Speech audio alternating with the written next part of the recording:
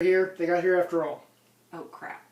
Well, with a good chunk of his army gone, wounded, the rest of his army basically sent home to recover and recuperate because they had done their job. He thought that he better get down there and gather who he could and make a stand while he could.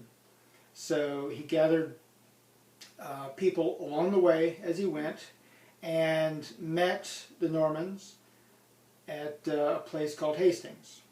Just about 8 miles north of Hastings, but close enough. It was a day-long battle, which really didn't happen that way back then. People would fight, they'd get tired, they'd die, they'd run away. Things would be over in a couple of hours, but this one took all day.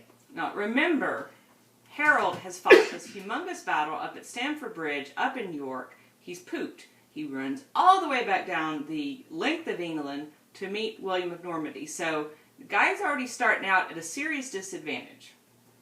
But they hang on for a good long time, but the Normans wear them down. They've got some unlucky hits, and the Normans end up killing most of the major folks in the army. And what happens to Harold? Harold supposedly takes an arrow in the eye, goes down, his brothers are killed, pretty much wipes out the succession right there. Legend has it that Harold's wife/lover/mistress, Edith Swanneck, who was very, very beautiful, had to go out and personally identify Harold very personally. Yeah. Well, at the head of this Norman army, William, the Duke of Normandy, rides up to London and says, hey, you know, if y'all aren't doing anything, I really ought to be king right now. And after some deliberation, they decided that that would probably be the best thing. He did win the battle. Did win the battle, and he still had an army. So, Duke William became King William I of England.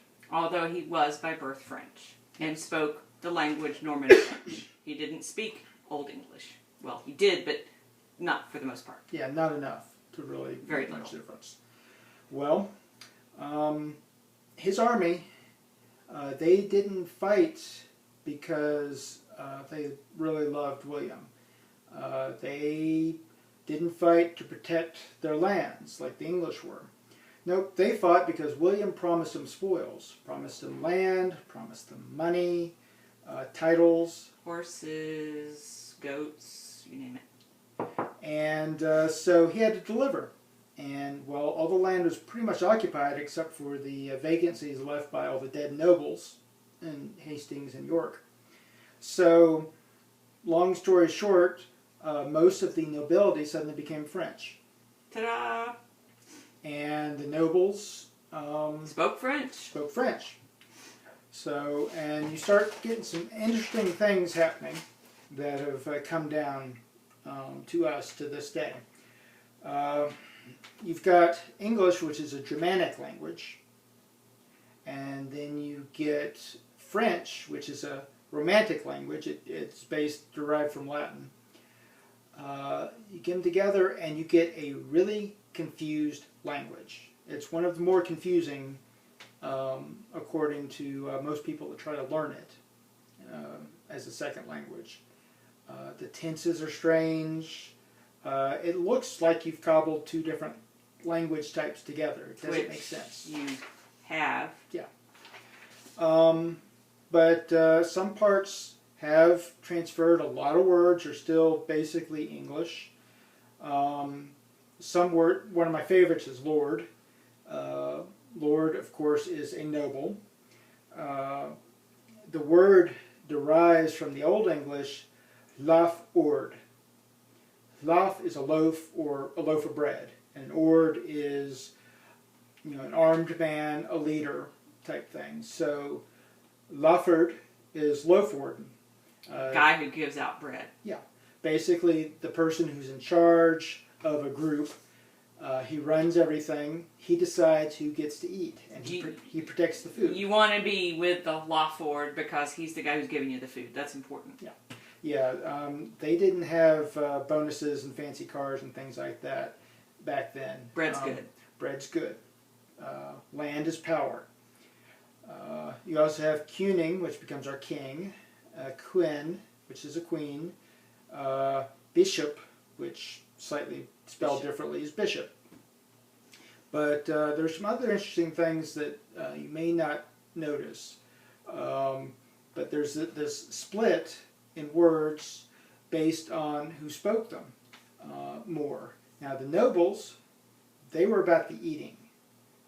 And they got the English peasants to do the growing of food. So from the English you get kettle and cow. These are English words. But the products of cattle we call beef, which is a French word. Sheep are turned into mutton. Goes again English to French. Swine, that's an English word. Pork is a French word. So a lot of times you can figure out how a word stayed with us for about 1,000 years based on who might have spoken it.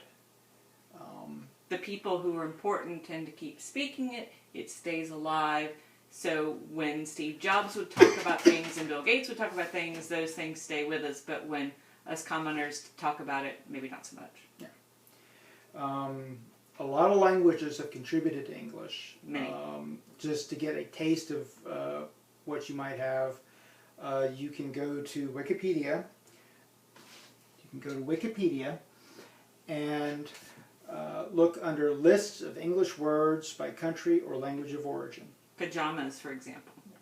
So you can find words that are Scandinavian, words that are Japanese, words that are Spanish, Italian, Arabic, Indian, all sorts of things.